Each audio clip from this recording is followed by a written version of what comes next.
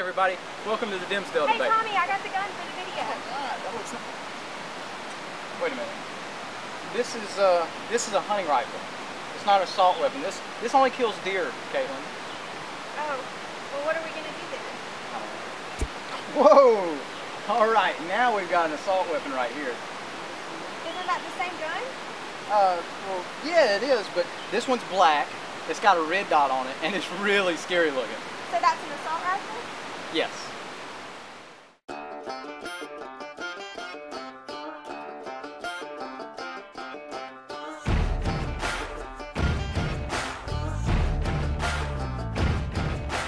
won't back up, I don't back down. I've been raised up to stand my ground. Take my job, but not my guns. Tax my check till I ain't got none, except for the good Lord up above. I answer to no one. I answer to no one, son.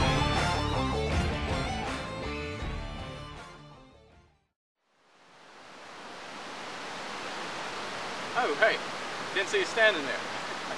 Welcome back to the Dimsdale debate. If you haven't figured it out already, today we're going to be talking about guns. And today, what we're going to be doing is debunking myths one at a time so you guys at home know exactly what to say to your liberal-leaning friends at the workplace or at school. So, anyways, we've got Caitlin here who's going to help us literally blow these myths to smithereens. Caitlin? Really, the government should ban all assault rifles? Well, first off, I wish they'd tell me what is an assault rifle. So many people and so many gun grabbers are talking about how just because a gun is black, has too many features, or just plain scary looking, that it's an assault rifle. Well, let me tell you something. If I get a .22 rifle, turn it over, and beat you over the head with it with stock, guess what? It's an assault weapon. Liberals seem to forget that the assault weapons ban in 1994 did nothing to deter crime.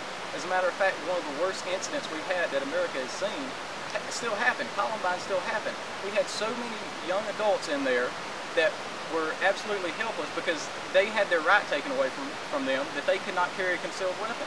They couldn't defend themselves. Even our Vice President, Joe Biden, explained clearly that the gun legislation that was going through the Senate and that quickly failed would have done nothing to deter Sandy Hook. The killer still would have gotten a hold of the weapons. So why in the world are they wanting to pass this gun legislation anyway? I'll tell you why. Because it's not about guns, it's about control.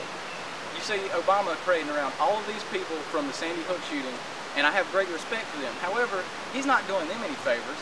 All he's doing is parading them around for his next big reach for big government.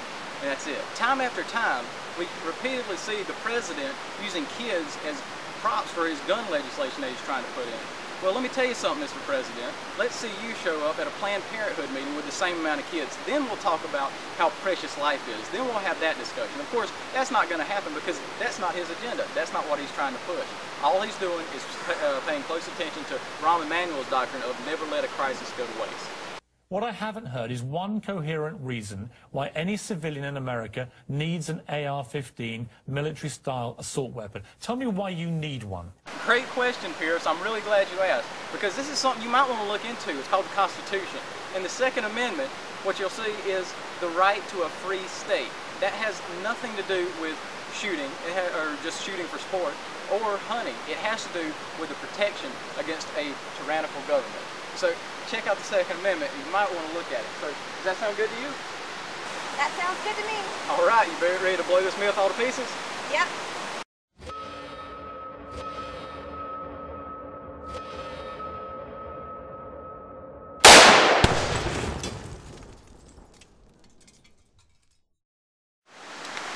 All right, good job, Caitlin. Thanks.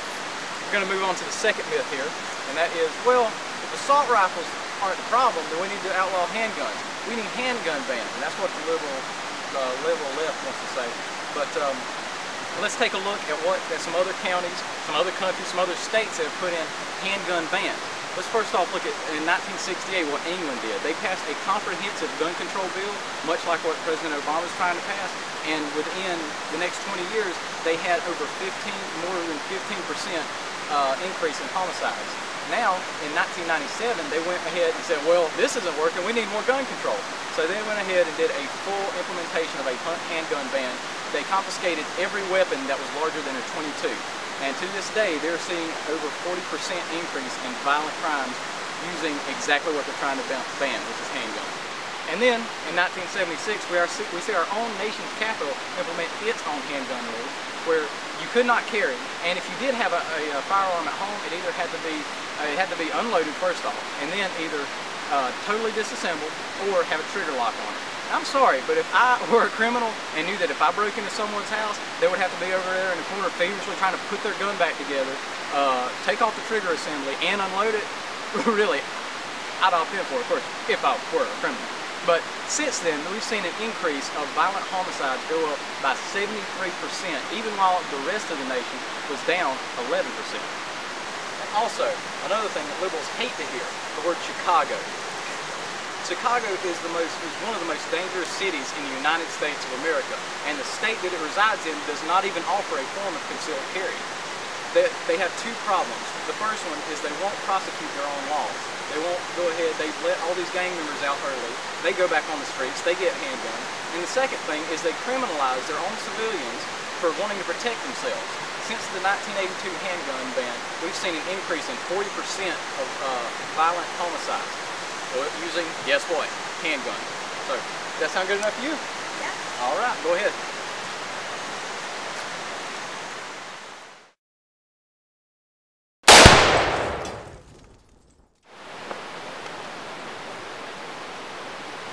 Alright, well, our next myth is about how background checks are going to help stop crime. Well, here's the problem. What criminal is going to go into a store thinking, oh man, I hope I pass, didn't get it, I'll use a slingshot next time. That ain't going to work. So, all the background checks do is make it harder for law-abiding citizens to actually be able to get a hold of a gun. It doesn't stop criminals from getting it. So here's the problem, Mr. President. You can't get your lapdog, Eric Holder, to actually prosecute anybody who fails a background check. If you won't prosecute anyone, why in the world are you trying to put these through? The real thing is, last year, or actually in 2010, there were over 73,000 denials in background checks. 34,000 of those denials were criminals and or on probation. Only 44 were prosecuted.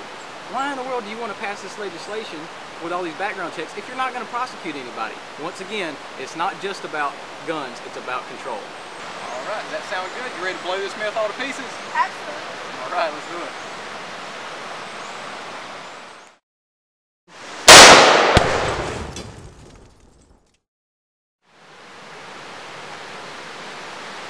All right, good job. Well, we got a whole bunch of gun grabbers out there who are also saying, yeah, well, these gun bans might not be the answer, but the Second Amendment only applies to militias. I couldn't agree more, because after all, the Second Amendment does say, a well-regulated militia, being necessary to a free state, the right of the people to keep and bear arms shall not be infringed. You see, the Constitution gave Congress the authority to raise an army and organize a militia. Now what's the difference? The army didn't exist. It needed to be risen. The militia already did. It had to be organized. Back then the word militia meant all able-bodied men. So myself, your dad's brother's cousin, we're all part of the militia. And we all have the protective right and the protective obligation to protect our families and the things that we care about. And then other people might say, yeah, well, you might be a nutcase that's a member of the militia, but you still have to be well regulated. And really, I couldn't agree more. Because back in the late 1700s, the words well regulated meant a well-oiled machine, a team that was efficient and accurate and quick. So, me and my friends, if we've got guns and we see something bad going down, we have the right and we need to be well regulated in order to take care of the task at hand. You know, I mean, it's fine you want to lecture me on the Constitution. I appreciate it. Just know I've been here for a long time. I've passed on a number of bills. I've studied the Constitution myself. I am reasonably well educated, and I thank you for the lecture. Well, thank you, Mrs. Feinstein. Someone has to do it.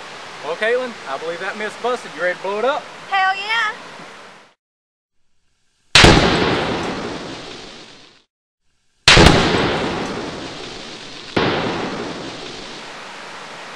As conservatives, we cherish the values that allow us to protect our homes and family and the people that we love from anybody else that might want to do us harm. And we strongly reject any government mandates that's going to deter us from doing anything otherwise. We believe that the best way to stop a bad guy with a gun is a good guy with a gun, not some cop that's 5 miles away and it's going to take forever to get there. And when it comes to protecting our children, yeah, we're really serious about that too. There's nothing wrong with having highly trained teachers in an environment where they're going to be able to protect the ones that we love and cherish most prominently, our children. We've always had this right, and we hold it very dear to our hearts, so there's no expecting for us to give up these rights now. Now, we love our God, we love our country, we love our families, and we do love our guns. This has been Tommy Dimsdale with the Dimsdale Debate. Thank you for watching. Tommy, What? there's another one.